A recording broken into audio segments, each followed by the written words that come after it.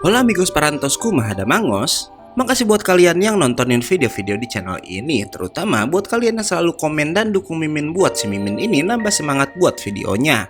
Di video kali ini Mimin masih melanjutkan keseruan petualangan Dai dalam serial Dragon Quest, di mana part 6 ini akan menceritakan siapa jati diri Dai yang sebenarnya. Oh iya, di video sebelumnya ada yang komen kalau serial ini cuma ada 31 episode dan Mimin jawab salah, karena serial ini sendiri udah ada hampir 70 episode. Dan karena episodenya ada sebanyak itu, Mimin akan bagi dalam part yang cukup banyak, karena satu partnya Mimin buat dari 4-5 episode aja. Oke, sebelum mulai harap cek dulu kuota kalian, kalau sekarat bisa numpang wifi tetangga. Bruh.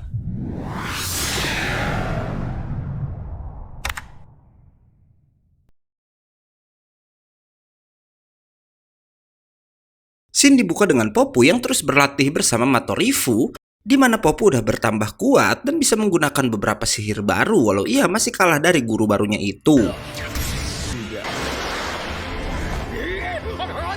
Tanpa mereka sadari, Mamu ternyata melihat teman-temannya yang sedang berlatih. Sesampainya di istana, Mamu lalu melihat juga Leona yang menguasai sihir penyembuhan yang lumayan hebat. Membuatnya berpikir jika dirinya yang udah kehilangan senjata nggak cukup berguna untuk teman-temannya. Hingga saat mereka mengadakan rapat untuk membahas tentang pasukan iblis, Mamu berkata jika ia akan pergi meninggalkan teman-temannya itu untuk sementara waktu. Karena ia nggak mau cuma menjadi beban aja. Dan ternyata Mamu berencana kembali ke Romosu untuk berlatih bela diri. Shin lalu berpindah ke istana iblis, di mana Hadlar dan Mr. Fern melaporkan pengkhianatan Yunkel juga Kurokodain dan mengenai kematian Flazard pada Ban, yang mereka bilang karena itu kekuatan mereka pun udah berkurang banyak. Namun gak diduga kemudian datang seseorang bernama Kiruban yang katanya adalah pembunuh pribadi milik sang Raja Iblis Agung.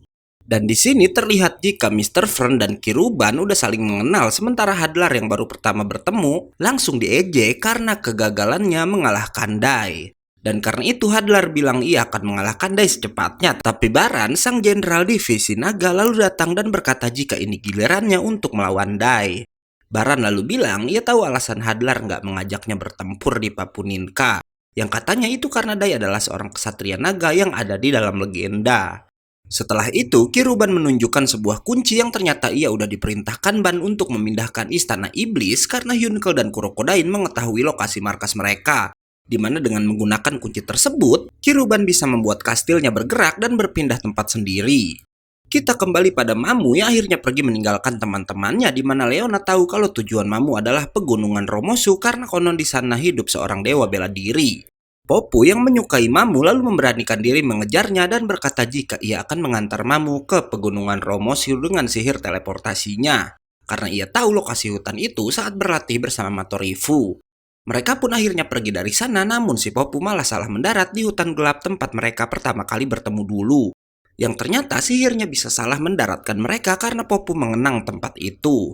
Mamu lalu berkata ia juga nggak akan melupakan pertemuan mereka. Sementara Popu berpikir di sana ia akan mengutarakan perasaannya pada Mamu. Tapi Popu nggak punya keberanian mengatakannya dan malah bilang kalau Mamu adalah teman yang luar biasa. Hingga akhirnya Popu meninggalkan Mamu tanpa sempat mengutarakan cintanya. Shin lalu berpindah pada Kurokodain dan Yunkel yang terkejut karena istana iblis sudah menghilang dari tempatnya semula. Yunkel lalu melihat jejak kaki raksasa dan tahu kalau kastil itu bisa berpindah sendiri.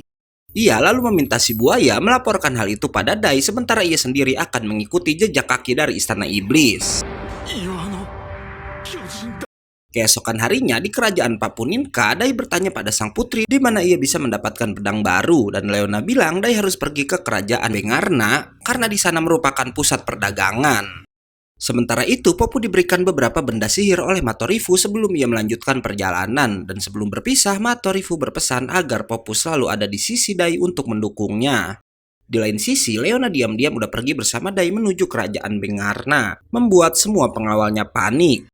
Sang putri nggak mau mengajak Popu karena ia ingin bertualang berdua bersama Dai, namun si Popu ternyata udah ada di bawah balon udaranya. Gak lama mereka pun sampai di Bengarna dan langsung menuju pusat perbelanjaan. Sesampainya di toko senjata, Dai tertarik dengan sebuah zira, sementara putri gak mau kalah dan mengganti pakaiannya. Selanjutnya mereka pun mencari senjata untuk Dai dan melihat sebuah senjata pembunuh naga yang sedang dikerumuni banyak orang. yang ternyata senjata itu akan dilelang. Melihat Putri dan teman-temannya yang masih muda, orang-orang di sana mengejek jika mereka nggak akan mampu membeli senjata yang katanya dihargai dengan harga tinggi itu. Membuat Putri marah dan berkata pada Dai juga Popu kalau mereka harus memenangkan lelang tersebut. Namun tiba-tiba ada dua orang peramal mendatangi mereka, di mana salah satunya langsung berkata jangan sia-siakan uang mereka karena ketiganya nggak akan mampu menggunakan senjata yang lebih kuat dari diri mereka sendiri. Sampai seorang wanita lagi meminta maaf karena neneknya itu udah merendahkan Dai dan teman-temannya. Selanjutnya, si cucu yang bernama Meruru melihat gambaran masa depan di mana ia bilang sebentar lagi akan datang banyak monster dengan kekuatan yang menakutkan. Dan bener aja karena tiba-tiba di luar gerbang Bengarna muncul sosok naga berkepala 5 yang disebut dengan Hydra. Hydra sangat kuat bahkan gak mempan diserang oleh para penjaga. Sementara itu, Putri kalah dalam lelang dari seorang pria hingga mereka menyadari jika di luar sedang terjadi kekacauan yang disebabkan oleh Hydra dan beberapa naga. Dan karena itu, Dai bersama teman-temannya langsung memutuskan untuk melawan para naga tersebut. Dai yang kerepotan memakai zirah lengkap akhirnya cuma mengambil beberapa bagian armornya aja. Sementara itu, di tempat lain Meruru sedang menolong seorang anak yang ibunya tertimpa reruntuhan hingga Hydra datang menghampiri mereka. Beruntung Dai berhasil menyelamatkannya.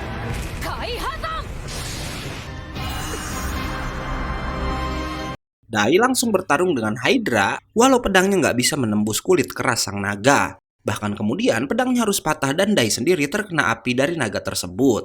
Beralih ke Popu yang melawan 5 naga sendirian dan berkat senjata baru dari Matorifu, ia bisa mengeluarkan sihir besar yang menjatuhkan naga-naga itu sekaligus. Walau Popu harus kehabisan kekuatan sihir karenanya. Tapi tiba-tiba 2 ekor naga bisa kembali bangkit hingga Shin kembali berpindah pada Leona dan beberapa penduduk yang membantu Meruru menyelamatkan ibu yang terjepit tadi. Di sana juga ada pria yang memenangkan lelang dan si nenek yang melihat Dai kesulitan melawan naga, meminta pria itu memberikan senjatanya pada Dai. Keadaan pun jadi lebih berbahaya karena 2 naga yang Popu lawan mengarah pada mereka semua. Si pemenang lelang yang ketakutan pun melarikan diri dan gak sengaja menjatuhkan senjatanya. Naga-naga itu hampir mengenai Leona, membuat Dai yang melihat itu auto mengamuk hingga kekuatan naganya aktif.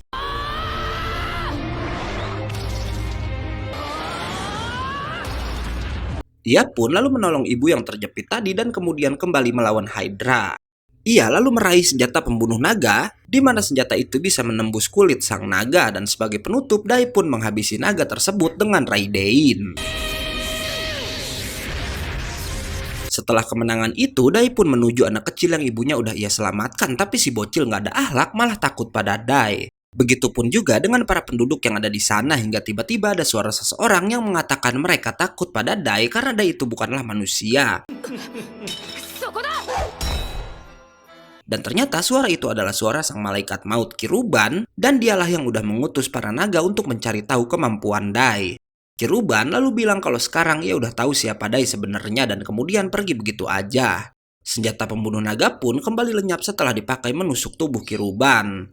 Si nenek peramal lalu memberitahu identitas Dai yang katanya adalah kesatria naga legendaris dari kerajaan Teran. Nenek bernama Nabara itu tahu hal tersebut karena ia dan Meruru berasal dari Teran yang terkenal dengan negeri mistik. Shin lalu berpindah pada Hyunkal yang mengikuti jejak istana iblis yang menghilang di lautan. Ia berpendapat jika istana itu menuju sebuah pulau bernama Ladang Kematian. Berpindah lagi ke Dai dan teman-temannya yang diajak Nabara dan Meruru ke kerajaan Teran yang lebih mirip seperti desa kosong karena katanya raja di sana nggak suka mengikuti perkembangan zaman dan lebih suka dengan alam. Namun karena itu juga Teran ditinggalkan para penduduknya untuk mencari hidup modern di negeri lain.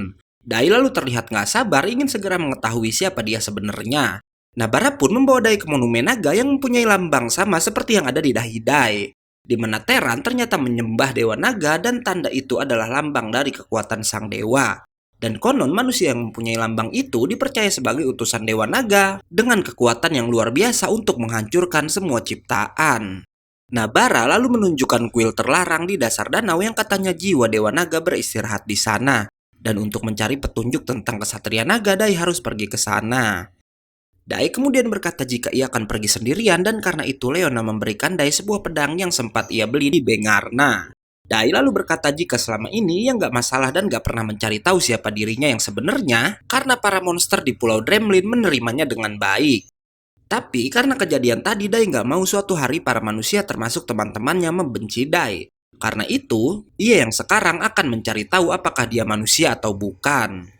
Setelah Dai masuk ke danau, Popu terlihat kecewa dan berkata ia nggak peduli jika Dai monster sekalipun karena ia selalu menganggap Dai sebagai temannya. Sementara Dai yang udah berada di dasar danau berhasil menemukan kuil naga dan auto tersedot ke dalam kuil tersebut. Dan anehnya di dalam kuil ternyata nggak dipenuhi air dan di sana Dai menemukan sebuah kristal yang bisa berbicara. Dai langsung bertanya tentang identitasnya pada kristal itu dan si kristal berkata jika Dai adalah kesatria naga karena ternyata hanya kesatria naga lah yang bisa masuk ke kuil itu. Dai kemudian bertanya lagi apakah kesatria naga itu manusia atau monster dan si kristal menjawab bukan keduanya. Di mana kesatria naga adalah makhluk yang diciptakan langsung oleh 3 dewa agung yang udah menciptakan dunia. Namun saat Dai bertanya apa tujuan 3 dewa menciptakan kesatria naga, si kristal mendeteksi jika ada seorang lagi yang berhasil memasuki kuil itu dan katanya orang itu juga adalah seorang kesatria naga. Yang ternyata orang tersebut nggak lain adalah Baran, sang komandan naga. Dan kedatangannya ke sana untuk menjadikan Dai bawahannya agar mereka bisa bersama-sama menghancurkan dunia manusia sebagai tugas para kesatria naga. Baran lalu bercerita jika dulu saat 3 dewa baru menciptakan dunia, 3 ras yang adalah naga, iblis, dan manusia bertarung untuk memperebutkan siapa yang akan jadi penguasa dunia baru itu. Membuat 3 dewa dari ras masing-masing menjadi sedih dan memutuskan untuk menciptakan makhluk dari gabungan kekuatan ketiganya. Dan di sanalah awal terciptanya kesatria naga, di mana kesatria itu diberikan tugas untuk menghancurkan ras yang ingin mendominasi dunia ini. Mendengar itu, Dai berkata bukankah Ban itu lebih jahat dari manusia dan ingin menaklukkan dunia. Namun Baran berkata manusialah yang jahat dan Ban ingin memusnahkan manusia demi dunia itu sendiri. Dan karena itu Baran mengajak Dai bergabung dengan Ban. Yang tentu aja Dai menolak dengan tegas dan langsung menyerang Baran. Tapi bahkan Aban Sutorasu yang udah sempurna sama sekali nggak bisa melukai pria itu. Baran lalu menunjukkan tanda naga di dahinya dan memaksa Dai keluar dari kuil itu. Baran lalu berkata jika wajar kesatria naga yang masih anak-anak menganggap dirinya sama seperti manusia. Tapi seiring berjalannya waktu dan tumbuh dewasa, Dai akan merasakan ketakutan, penolakan, dan penganiayaan dari manusia itu sendiri. Hingga saat itu, Dai pasti akan sadar jika dirinya berbeda. Popu lalu menjawab jika ia nggak peduli siapa Dai karena ia nggak akan sampai menganiaya temannya sendiri. Popu memutuskan untuk melawan Baran dengan sihir yang tadi bisa menjatuhkan 3 naga sekaligus, namun Baran dengan kekuatan kesatria naganya nggak terpengaruh dan malah bisa menyerang balik dengan kekuatan yang lebih besar. Baran lalu mencoba membawa Dai yang sedang nggak sadarkan diri, dan karena itu Popu bilang meski dari ras yang sama, Baran tetap nggak punya hak membawa Dai begitu aja.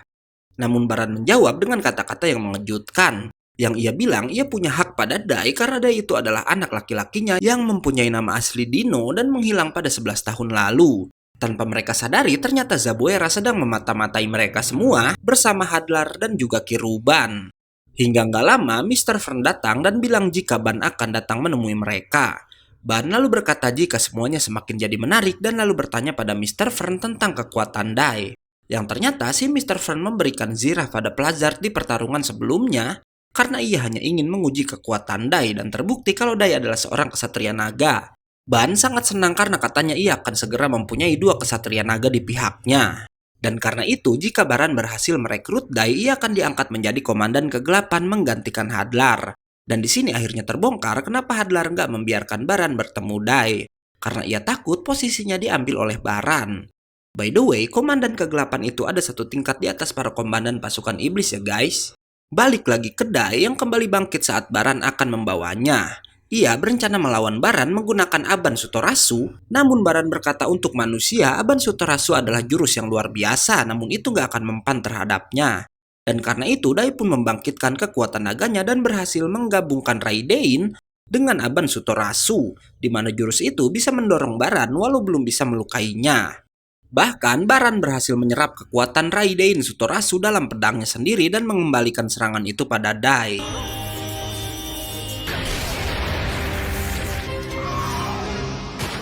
Melihat kekalahan Dai, Popu berkata ia akan melawan Baran lagi, walau tahu kalau ia sama sekali nggak bisa melukainya. Namun Kurokodain lalu datang dan berkata ia yang akan melawan Baran walau terlihat seorang Kurokodain pun sampai gemetaran melihat sang komandan naga. Kurokodain lalu memberitahu jika Baran kebal terhadap serangan sihir, makanya mereka harus menyerangnya dengan menggunakan serangan fisik. Maka dari itu, ia yang selalu mengandalkan kekuatan fisik gak gentar melawan Baran demi Dai yang udah menyelamatkannya dari jalan gelap. Baran lalu bilang jika dari semua komandan pasukan ia menghormati Kurokodain dan juga Yunkel, tapi kedua orang itu malah berpihak pada manusia. Hingga kedua komandan pun bersiap untuk adu kekuatan dan part 6 pun selesai. Oke, karena part 6-nya udah habis, gue undur-undur dan gak yakin movie pamit. Jangan lupa datang lagi besok untuk tahu kelanjutan ceritanya. Bye-bye.